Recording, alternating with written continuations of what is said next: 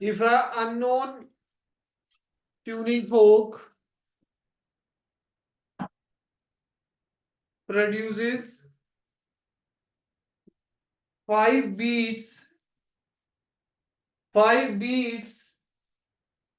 with a tuning fork of 250 hertz, with a tuning fork of 250 hertz,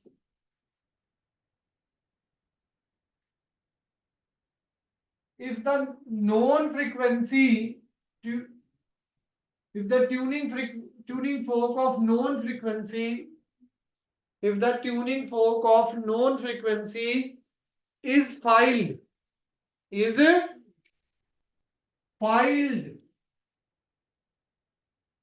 and then both produces beats per second, 3 beats per second, both produces 3 beats per second. Find the unknown frequency. Find the unknown frequency. Common sense में वही आपको जाना है। एक 250 आप करके दिखाओ जी, मैं नहीं बोलूंगा कुछ भी, क्योंकि भाई क्वेश्चन तो आपको ही करने बाद में।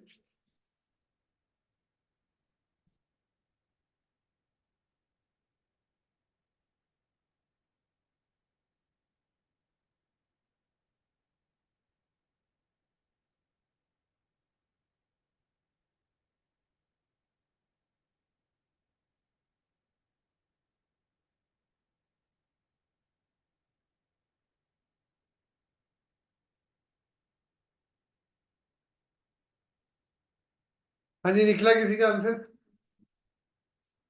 आंसर 2 ही हो सकते हैं। कौन कौन से? 250 माइनस 245 या 255 माइनस 250, यही 2 इक्वेशन बन सकती हैं। यही सोच। हाँ, बस आगे करके दिखाओ। अब आंसर ये न्यू बी है, ये गिवन है, ये न्यू ए है, ये न्यू ए है और ये न्यू बी है।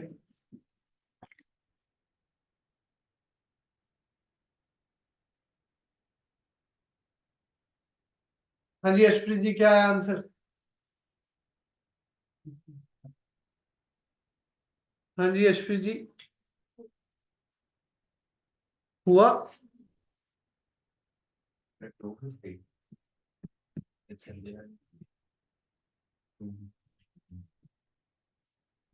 250 तो गिवन है भाई। हाँ जी, समझ आया कि नहीं आया आर्यन जी?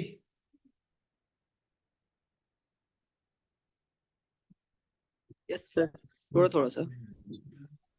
245।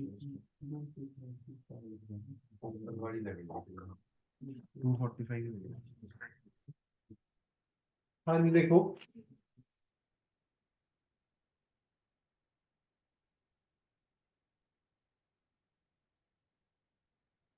ये तो नोन है, ये अननोन है। अब मैंने किसकी फाइलिंग करी है? नोन वाले की।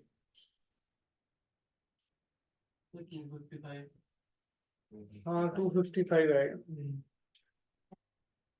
देखो जी समझो, पहली इक्वेशन ये होती है न्यू ए माइनस न्यू बी, ये वाली। दूसरी क्या होती है? न्यू बी माइनस न्यू ए। अब मैंने क्या कहा जी, ये न्यू ए मुझे पता नहीं है, अननोन है।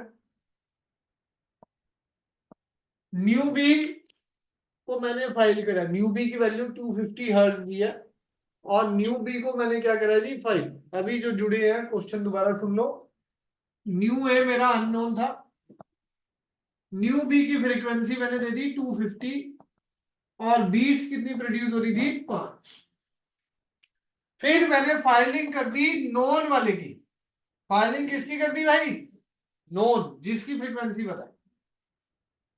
मतलब इसकी फाइलिंग करने पर ये इसकी फ्रीक्वेंसी क्या होने वाली है भाई? बढ़ने वाली है, 250 बढ़ने वाला है। फिर बीट्स क्या प्रोड्यूस होगी जी? 3। फाइलिंग करने के बाद बीट्स क्या प्रोड्यूस हुई थी 3। अब दो इक्वेशन हो सकती थी, या तो ए बड़ा होता 255 माइनस 255, या बी बड़ा होता 250 माइनस 245 इज इक्वल टू 5। अब मैं फाइलिंग कर रहा हूं, फाइलिंग करता, बी की फाइलिंग हो गई,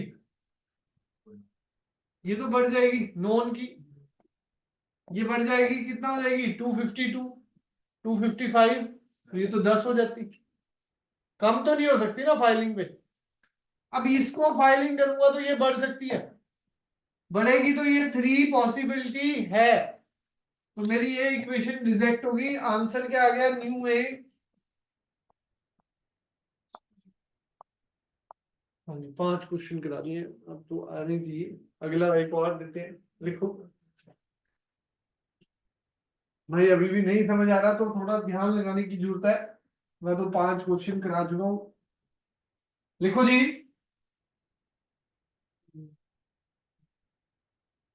to tuning fork produces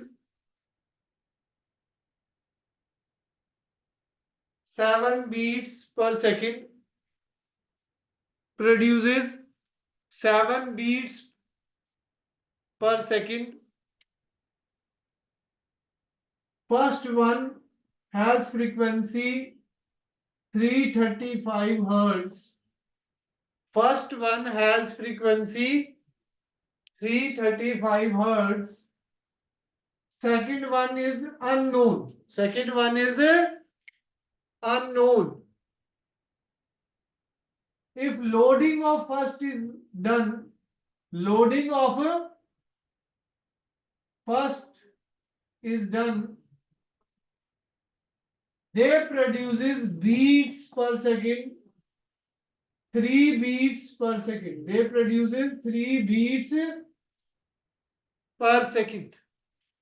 Find the frequency of second tuning fork. करके दिखाओ।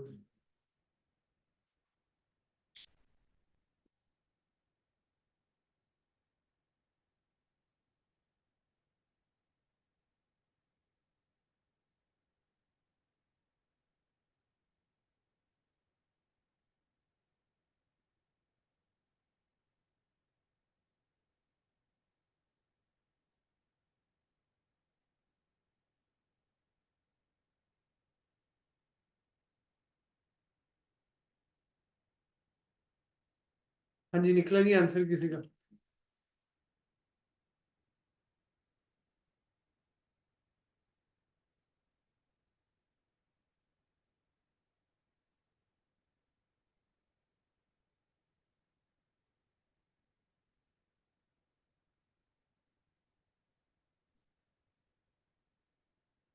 हाँ जी, निकला जी किसी का? 332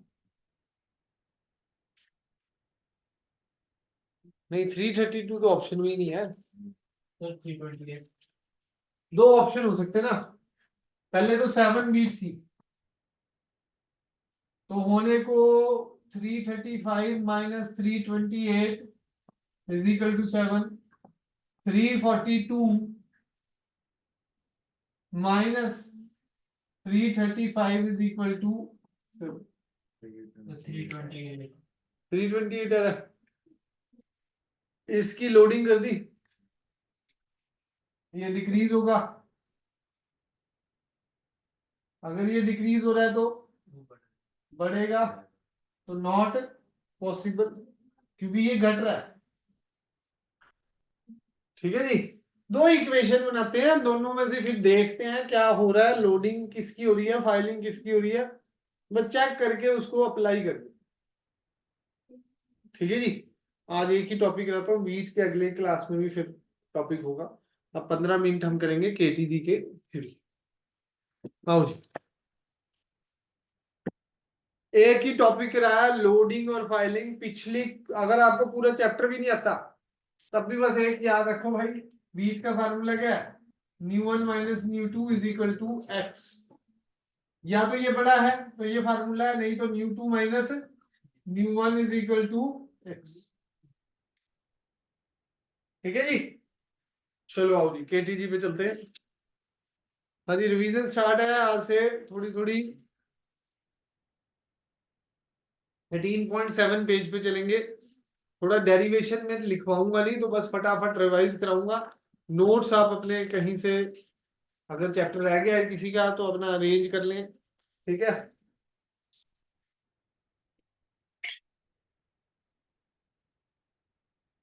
लाओ जी।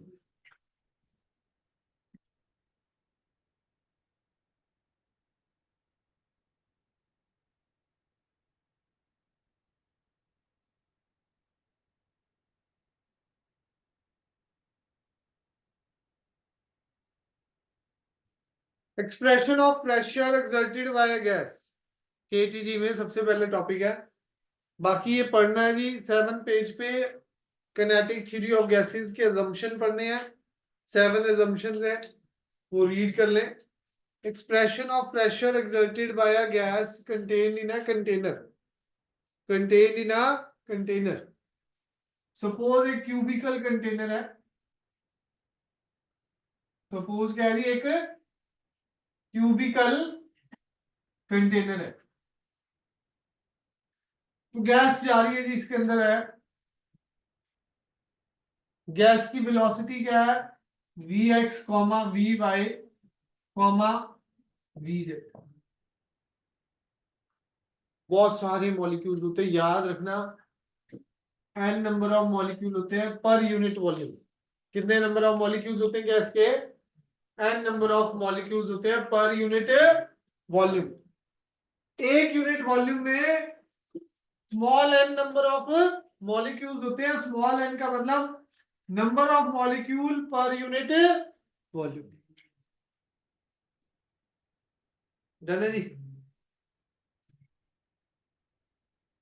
एक मॉलिक्यूल का मास एम है, एक मॉलिक्यूल का मास क्या है जी, एम है। टक्कर होने के बाद क्या होता है जी,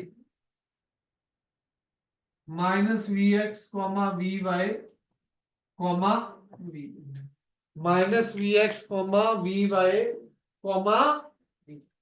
मॉलिक्यूल जा रहा है जी। देखो जी, इसमें मॉलिक्यूल की डायरेक्शन एक्स एक्सिस में भी हो सकती है, वाई एक्सिस में भी हो सकती है, जेड एक्सिस में भी हो सकती है।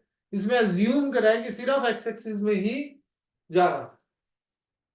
बाद में वो एवरेज ले लेता है, बाद में वो क्या ले लेता है भाई, एवरेज। तीनों के लिए 3 से लास्ट में क्या हो जाता है भाई, डिवाइड हो जाता है। तीनों एक्सिस के लिए 3 से लास्ट में क्या हो जाता है भाई, डिवाइड। अजम्पशन है कि ये कोलिजन भी इलास्टिक कोलिजन है, ठीक है जी। और टकराने के बाद एक्स एक्सिस की वेलोसिटी का सिर्फ डायरेक्शन चेंज हुआ है, मैग्नीट्यूड चेंज नहीं। ठीक है जी, डन है। पहले पैरे में यही लिखा हुआ है। उसके बाद क्या है जी, कि एक जब मॉलिक्यूल टकराएगा तो उसका चेंज इन मोमेंटम क्या रहेगा, मॉलिक्यूल का फाइनल माइनस इनिशियल होता है। मॉलिक्यूल का मास है ना, वेलोसिटी माइनस इनिशियल कितना है, मास है ना, वेलोसिटी प्लस में थी, तो चेंज इन मोमेंटम क्या हो गया, -2 mvx। वो बैट वाला कराया था, बॉल आई सीधा टकरा के गई, उसमें भी चेंज इन मोमेंटम कितना था, -2 mv। क्वेश्चन है असल में कि बॉल आई और टकरा के सीधा वापिस चली गई, ठीक है जी। तो उसमें चेंज इन मोमेंटम क्या होता है, -2 mv उस क्वेश्चन में। अब ये किसका चेंज इन मोमेंटम है, एक मॉलिक्यूल। तो वॉल पे कितना चेंज इन मोमेंटम हुआ होगा, टोटल वो चेंज इन मोमेंटम 0 है, तो वॉल पे कितना हुआ होगा चेंज इन मोमेंटम, एक मॉलिक्यूल के कारण से 2 mvx, 2 mvx। समझ आया जी। अब देखो जी, सपोज ये वॉल है और यहां से मॉलिक्यूल जाना शुरू हुआ, ये वॉल का एरिया ए है, डेल्टा टी टाइम में इतना डिस्टेंस ट्रेवल कर रहा है मॉलिक्यूल, यहां से लेके यहां तक। स्पीड कितनी है भाई उसकी, vx। तो डिस्टेंस कितना ट्रेवल कर जाएगा, vx डेल्टा टी। तो यहां इस एरिया मतलब यहां से लेके यहां तक कितने मॉलिक्यूल्स होंगे वो देखने पड़ेंगे। एरिया ये ए है, डिस्टेंस कितना है जी, v x delta. Area into distance क्या हो गया भाई, वॉल्यूम। एरिया इंटू डिस्टेंस क्या हो गया जी, एक वॉल्यूम में कितने मॉलिक्यूल थे, इतने वॉल्यूम में कितने मॉलिक्यूल हो जाएंगे, A B x delta t into A v x delta t into,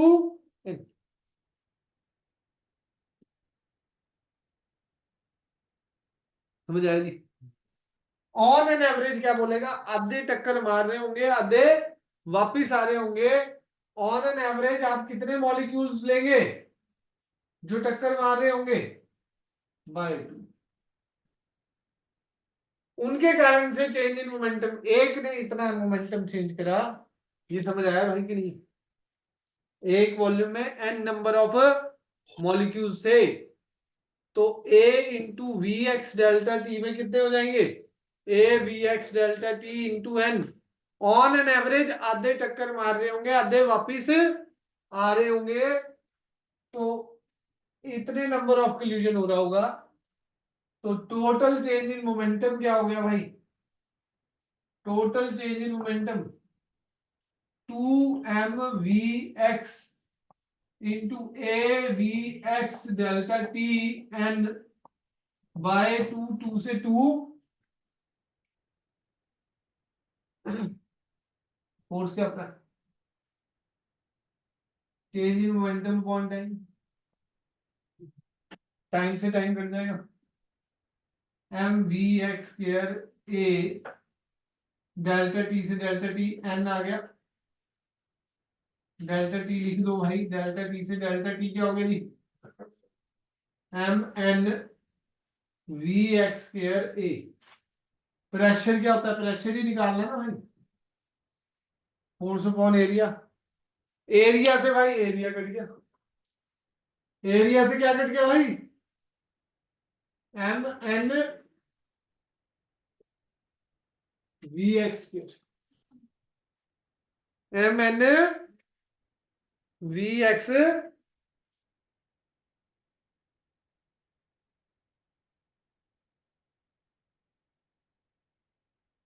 अब यहां पर अज्यूम दो तीन अजम्पशन थी कि सारे के सारे मॉलिक्यूल्स की सेम वेलोसिटी मान ली, वो भी नहीं होती, एक्स एक्सिस पे भी अलग अलग हो सकती है।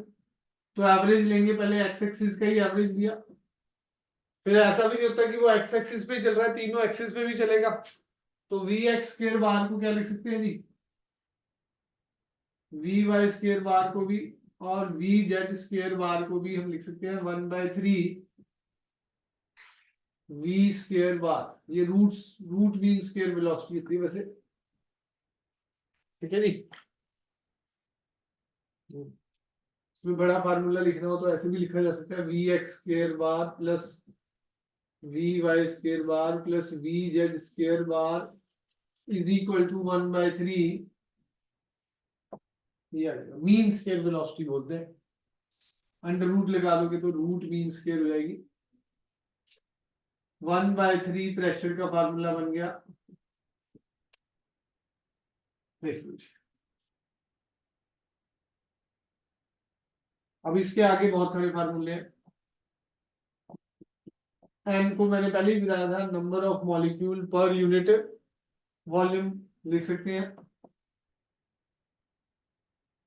एम इंटू एन क्या होता है जी, कैपिटल एम। एक मॉलिक्यूल का मास एम है, एन क्या है भाई, टोटल नंबर ऑफ मॉलिक्यूल्स। तो ये टोटल मास भी हो सकता है, 1/3 total mass v square bar, volume भी था, मास अपॉन वॉल्यूम क्या हो जाएगा, density 1/3 rho v square bar. ठीक है जी, बस आपने यही डेरिवेशन याद करके लानी है अगली बार। एक ही कराई है आज मैंने, ज्यादा नहीं करा रहा। ठीक है जी, केटीजी अगली क्लास में काफी हो जाएगा क्योंकि यही सबसे लेंथी डेरिवेशन थी। इसी पे सब कुछ है। अगर ये ढंग से आती है तो आरएमएस का फार्मूला भी निकलेगा, काइनेटिक इंटरप्रिटेशन का फार्मूला भी निकलेगा। मतलब जो बॉयज लॉ, चार्ल्स लॉ जो ड्राइव होनी है वो सब इसी से हो जाती है। पर ये तो अच्छी तरह नहीं चाहिए ना, मतलब आधा चैप्टर इसी पे ही है। ठीक है जी, चलो जी आज के लिए इतना ही है। अगला शेड्यूल मैंने बता दिया, 11 से 12 आप अपना इंडिविजुअल डाउट्स लेके आ सकते हैं थर्सडे को। ठीक है जी, 1:30 बजे आपके जेई के क्वेश्चन शुरू हो जाएंगे, +2 वाले भी बैठे होंगे उसमें। ठीक है जी, 1:30 से, हाँ वो ट्यूसडे ऑल्टरनेटिव। और फिर आपका 3 सवा 3 बजे हमारा जैसे केटीजी चल रहा है और वेव्स के न्यूमेरिकल। अभी केटीजी के पहले थ्योरी करा रहा हूँ, फिर न्यूमेरिकल भी करा दूंगा, ऑसिलेशंस के भी न्यूमेरिकल कराऊंगा क्योंकि आपने लगाई नहीं, 20 वालों ने तो लगा ली सर की क्लास नरेंद्र जी की। चलो जी, छुट्टी है जी।